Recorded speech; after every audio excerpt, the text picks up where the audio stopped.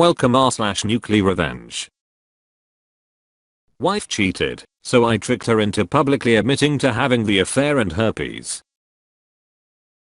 Okay, so I'm the cowwalker that encouraged him to post this. Unfortunately your account has to be 7 days old to post here, so I gifted him an alt I made for a joke about a month ago. This story is about 12 years old. I told it to one of my cowwalkers yesterday, and he said I should share it to Reddit. Today he again nudged me, so here we are having drinks before the 4-day weekend and my writing is complete. So first time here and hi y'all. Sorry if there are typos. I included a TLDR at the end. In college, I met the woman who I thought was my one. We dated for about 2 years and had a big ass wedding after a 10-month engagement. Her family was pretty well to do in a small southern town. We were both continuing our educations, and I was also working to support us. I was pursuing a master's in engineering, while she was finishing her doctorate in anthropology.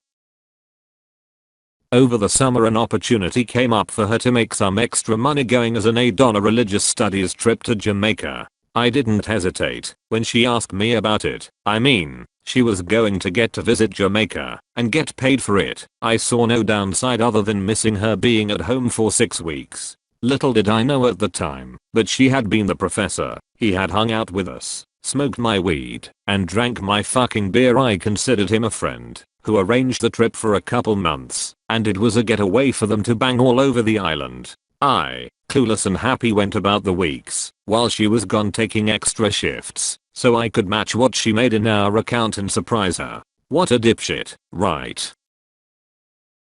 One of the students from the trip actually seeked me out to clue me in. I didn't believe him until I started looking for evidence on my own. I broke down and checked her texts while she was sleeping and nothing was there. There were a few VMs, so I decided to listen, and there it was, a message from that giant asshole saying how exciting it was that I almost caught them. I opened up her laptop and hit the emails after that. It was piles and piles of shit, making fun of me for not knowing, in our bed, and laughing about it. There was so much, and I was so heartbroken.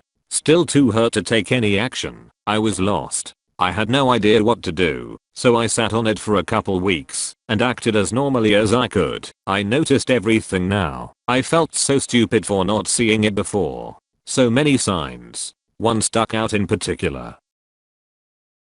I noticed that our stash of homemade weed lube, if you've never tried it, I highly recommend giving it a go, was going down. Even though we weren't having sex, it was obvious they were also using the fruits of my labor to get off more effectively. This really pissed me off. Like unreasonably so. Hulk mad. It finally all hit me. I was a goddamn joke to these assholes and they were using the lube I made and in my bed. I didn't hurt anymore. I just wanted to make them hurt. So, while she was studying at the library I made a new batch of lube. I put enough weed in it for it to smell like normal, but I also added some poison ivy from our backyard to the mixture, and after refilling the spray bottle we used for application, I waited.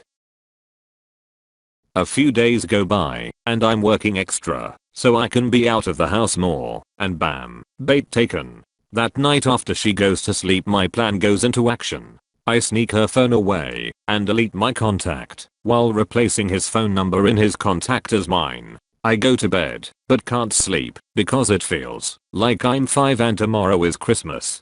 Dawn arrives and she's in the shower. I get a text. "I'm super itchy, are you okay? Now Lord, now is my time." Look, I thought it had cleared up, but I guess I had a flare up. I'm sorry, but I've got herpes, and I guess you do now too. I heard this bitch squeak in the shower. I'm covering my mouth, damn near losing it. I went on to tell her that it was time to end things now. A new semester was about to start, and I kind of have a little crush on another T-slasher. I wanted her mad. This is a woman that never got told no growing up, and never had to deal with rejection, let alone from a balding dude in his 50s with herpes. When she got out of the shower it was obvious she had been crying, but I could see the anger in her eyes. I could see how uncomfortable she was squirming at the table drinking coffee and mulling the situation over. Another little nudge is what she needed. The reply she got to her pages and pages of anger and sadness was, "Thanks for the good times, but can you keep this a secret between us? I don't want to ruin my chances with anyone else." She's flush with anger now, just seething. She gathered her keys and headed out the door without even saying goodbye. I knew where she was going. I booted up her laptop and set it to reformat, deleting her dissertation and any notes pertaining to it before following her to campus. I parked a few lots over and rush over to his office, where I find her screaming at him for giving her herpes. There's lots of people there. Professors, aides, students, other faculty. I'm dying. He is beyond embarrassed and confused as fuck. She is ugly, crying in front of her peers. I'm in heaven. I didn't even care that people were going to think I had herpes too. The fallout was apocalyptic in their department. He lost his job due to code of conduct at the university. We got divorced the following year. State law was we had to be separated for 1 full year before being granted a divorce. I got to keep most of the assets, primarily savings, and not a ton, but I worked for it. She never finished her doctorate and went on to be a perpetually pregnant housewife that sells Herbalife on Facebook, and he teaches high school now. It took a few years for it all to unfold, but watching it was glorious. TL, doctor, wife cheated, so I made her think she had herpes and engineered a social situation for her to out her affair publicly herself. Edit. A few of you are asking for a recipe for the goodies, so here you go. Follow the directions for you saw it's kind of a waste, and this is totally geared towards the ladies. We are talking big fucking os. Use polyurethane condoms. It breaks down latex. Weed lube. 1/4 ounce flour or 1 gram CO2 extracted live resin, preferred. 4 ounces MCT coconut oil. 2 16-ounce mason jars. 3 coffee filters, only if flour is used. 2 drops tea tree oil, it really makes a difference. 30 leaves poison. Small spray bottles, think perfume.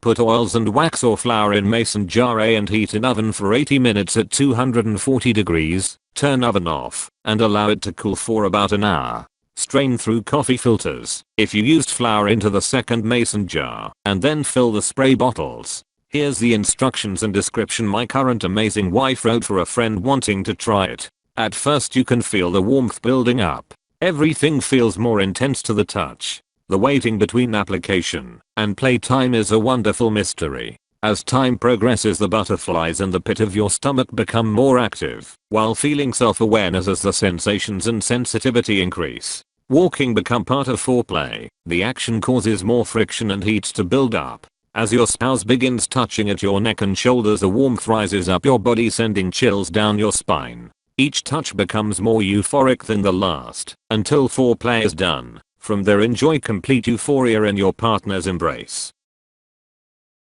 Application. 8 to 10 total sprays. Use 2 to 3 on your fingers at a time. Self-application: spray on fingers and massage around the clitoris and labia down toward your opening, working the oil inward towards your G-spot. To help with cramps, spray on tampon. Insert. Go. Without tampon, get 0.5 milliliters in a syringe. Insert. Spray and stay with hips lifted for 1 to 2 minutes. With spouse, have your spouse apply the spray to their fingers, gently spreading it over the clitoris, labia, pushing some into your cookie. Think of it like painting. The better the coverage, the better it will feel. Be sure to apply to your G-spot. It's about 2 inches in on the front wall of your vagina. For an added plus, apply to the O-spot, which is directly across from the G-spot on the back wall of the vagina. Application shouldn't take more than 3 to 5 minutes. Then don't even touch it for at least 20 minutes. Spend this time exploring other areas of your lovely treasure. I've always been pretty calm. I can usually think my way through things better if I approach it rationally, hence the career in engineering. I was proud of myself for that though. You never really know what you have in you until you need it. My love life now is amazing. I have a smoking hot amazing wife. Getting through this situation without crumbling into a mess gave me the biggest confidence boost. Dating was easier after this happened, and I got a touch of notoriety at school for my stunt.